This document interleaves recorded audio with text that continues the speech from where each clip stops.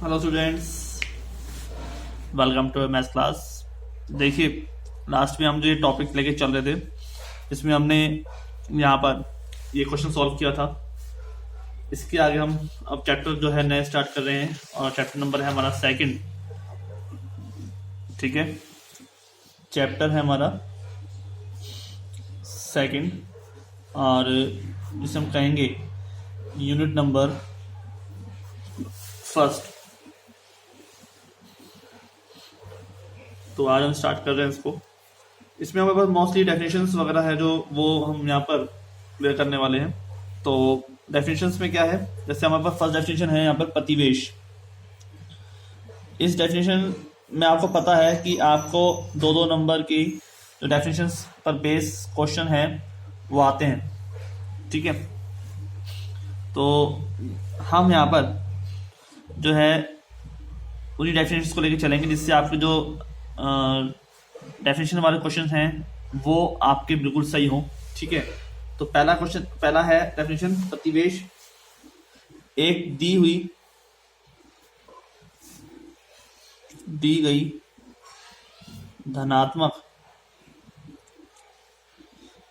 धनात्मक वास्तविक संख्या है आपके पास डेल। ठीक है, डेल के संगत किसी सम्मिश्र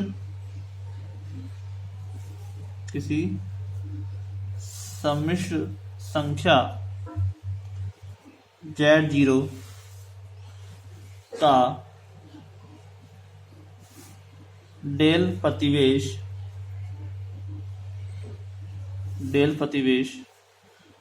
बिंदुओं का Z का वह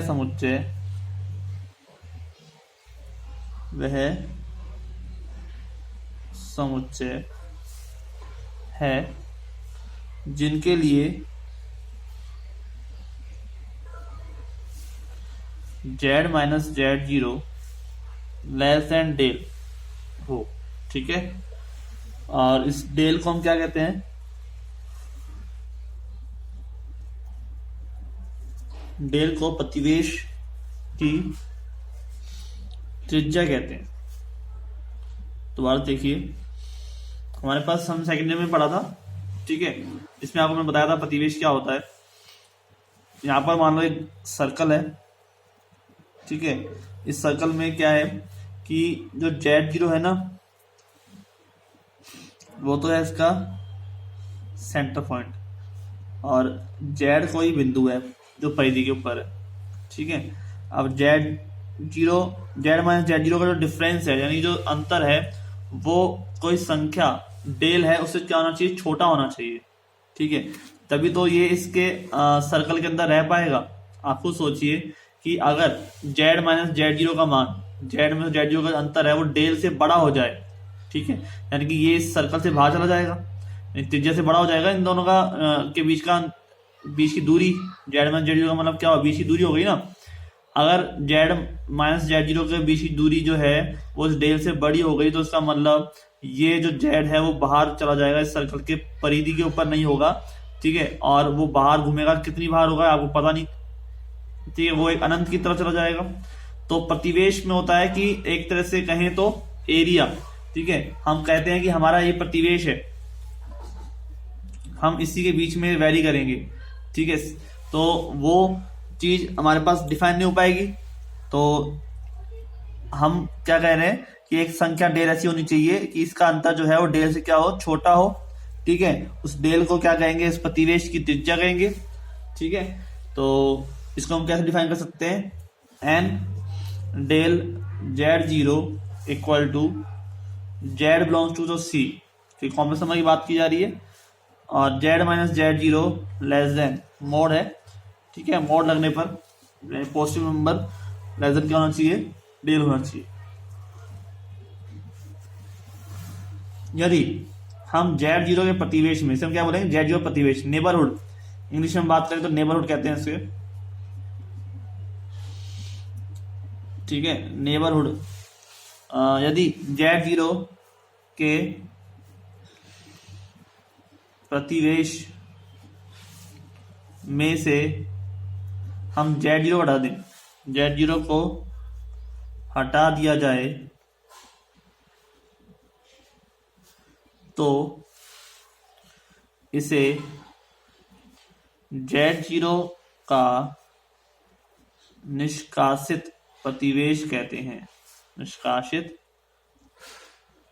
प्रतिवेश कहते हैं।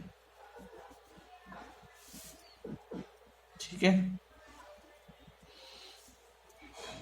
इसे हम n dash del of Z0 से व्यक्त करते हैं। ठीक है, हम किसे व्यक्त करते हैं? n डेल डैश Z0 से व्यक्त करते हैं। ठीक है, डैश का मतलब कि यहां से हमने Z0 हटा दिया। किसको हटा दिया? Z0 के प्रतिवेश में से Z0 को हटा दिया, बाकी जो एलिमेंट है इसके बीच वाले वो रह गए। ठीक है, तो Z belongs to C, 0 less than Z minus Z0 less than del. ठीक है, ये क्या हो गई परिभाषा निष्कासित प्रतिवेश की। समझ में आ गया कि Z बिलोंग्स टू C और 0 और डेल के बीच में। ठीक है, नेक्स्ट डेफिनेशन हमारे पास वो है सीमा बिंदु। लिमिट पॉइंट की बात कर रहे हैं, लिमिट पॉइंट। तो सीमा बिंदु आप जानते हो, लेकिन पहले की तरह ही है जैसे आपने रियल में पढ़ा था। ठीक है, तो एक बिंदु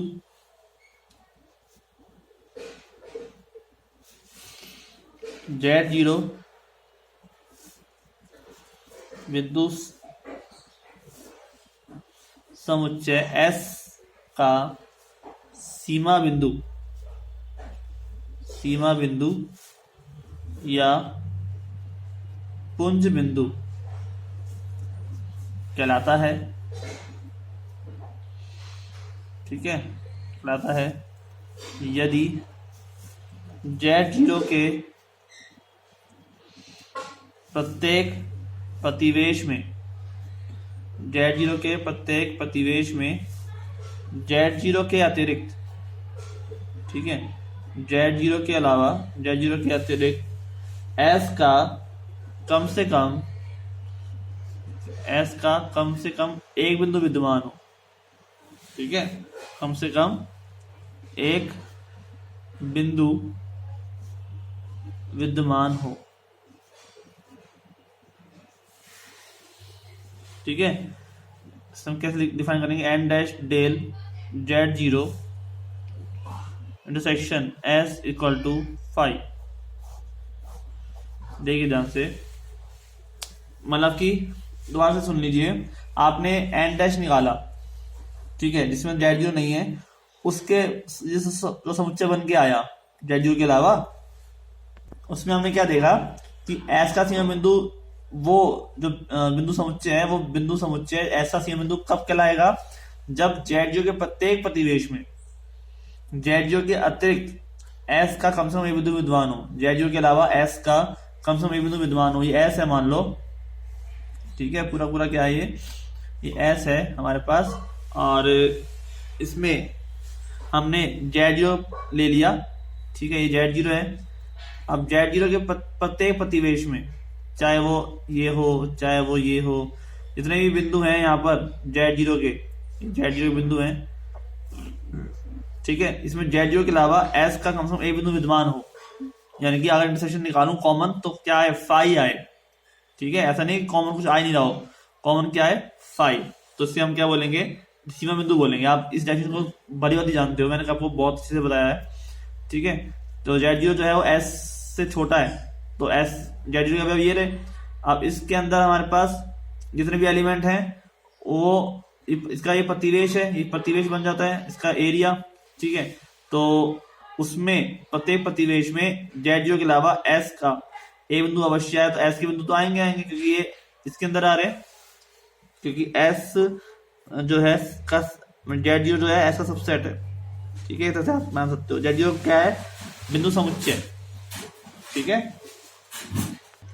ठीक है, तो आज चलते हैं नेक्स्ट डेफिनेशन की तरफ। ये बात ध्यान रखना कि जो जेड जीरो है ना वो एस का सदस्य होना आवश्यक नहीं है, अगर नहीं भी ऐसा सदस्य तब भी वो क्या बन जाएगा, लिमिट पॉइंट बन जाएगा। ठीक है, अब बात आती है आंतरिक बिंदु और बाह्य बिंदु की। आंतरिक बिंदु व बाह्य बिंदु। सीमा बिंदु हमारे पास जो है वो दो प्रकार के होते हैं, एक तो आंतरिक बिंदु होता है, बाह्य बिंदु होता है। ठीक है, सीमा बिंदु दो तरह के होते हैं।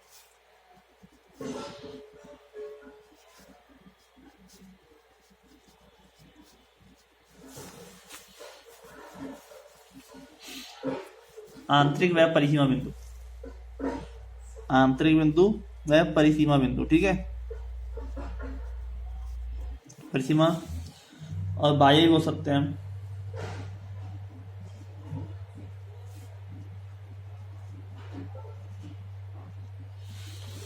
तो यहां पर समुच्चय का जो आंतरिक बिंदु है ना वो क्या होगा,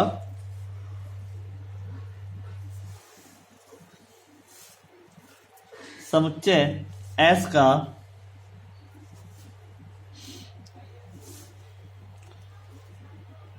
जेड जीरो आंतरिक बिंदु कहलाता है, आंतरिक बिंदु कहलाता है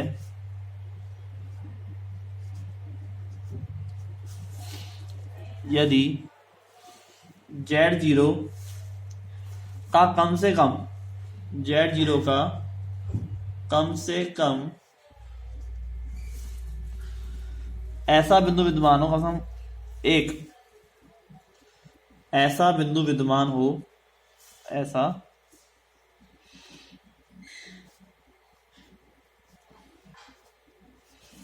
विद्यमान हो जिसके सभी बिंदु एस के हैं, सभी बिंदु किसके हैं, एस के हो। ठीक है, सीमा बिंदु दो प्रकार के होते हैं, एक तो आंतरिक बिंदु और परिसीमा बिंदु। ठीक है, आंतरिक बिंदु क्या होता है, समुच्चय एस का जेड जीरो आंतरिक बिंदु कहलाता है यदि जेड जीरो का कम से कम एक ऐसा बिंदु विद्यमान हो जेड जीरो में, तो सभी बिंदु कैसे हो, उसके एस के ही हो, कोई बिंदु बाहर का ना हो। ठीक है, बाहर का बिंदु सीमा बिंदु बन सकता है, आंतरिक बिंदु नहीं बन पाएगा ना। और बाह्य बिंदु में क्या हो कि जेड जीरो के प्रतिवेश में कम से कम एक बिंदु ऐसा हो जो बाहर का हो। ठीक है, कोई बिंदु बाहर का, अंदर का ना हो, सॉरी।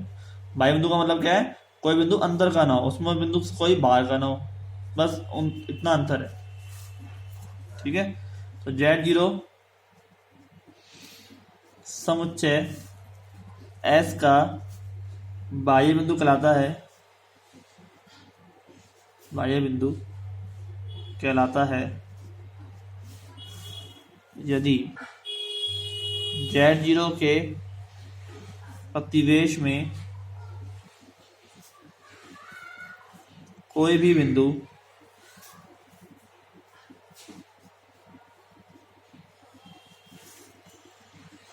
एस में अंतर्विष्ट ना हो। ठीक है, उसके अंदर आए ही ना। क्लियर, तो जेड जीरो समुच्चय ऐसा बाह्य बिंदु तब कहलाएगा जब जेड जीरो के प्रतिवेश में कोई बिंदु एस अंतरिक्ष ना हो। क्लियर, कोई दिक्कत नहीं। अब बात होती है समरथ समुच्चय। समरथ माने क्लोजर, समरथ समुच्चय यानी कि क्लोजर सेट। यदि एक बिंदु समुच्चय एस के, यदि एक समुच्चय एस के सभी बिंदु कैसे हों, बिंदु उसके आंतरिक बिंदु हों, सभी बिंदु आंतरिक और बाह्य मिलाकर कुछ भी आप दोनों में से जो बिंदु हो ना, सब बिंदु किसके हो? एस के ही हो।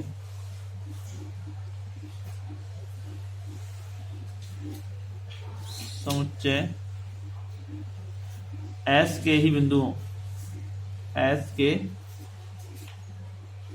बिंदु हो तो एस को हम क्या बोलेंगे? समवृत्त समुच्चय बोलेंगे। ठीक है, सारे जो भी पॉइंट है आपके पास वो सब किसके हैं? एस के हैं। कोई बिंदु उसके बाहर का नहीं है। ठीक है, चाहे वो आंतरिक बिंदु समुच्चय में हो, चाहे वो बाह्य में हो, बाह्य बिंदु हो उसका। ठीक है, कोई बिंदु हो,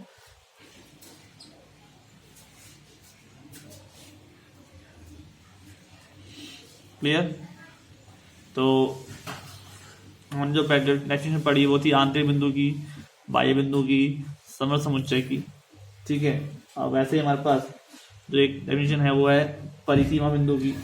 तो ये सब डेफिनेशन जो है हम करेंगे इसमें। तो आपको मैं परिसीमा बिंदु की डेफिनेशन जो है वो भी लिखवा देता हूँ। ये जो सब डेफिनेशन आपको याद रखनी है और रिलेट करनी है आपको सेकेंड ईयर से ही। यदि कोई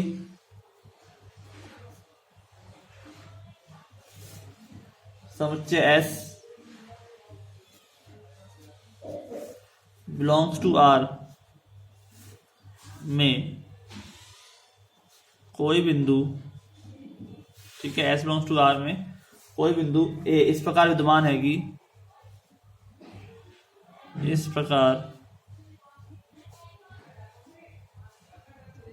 विद्यमान है कि उसके प्रत्येक प्रतिवेश में, उसके प्रत्येक प्रतिवेश में कम से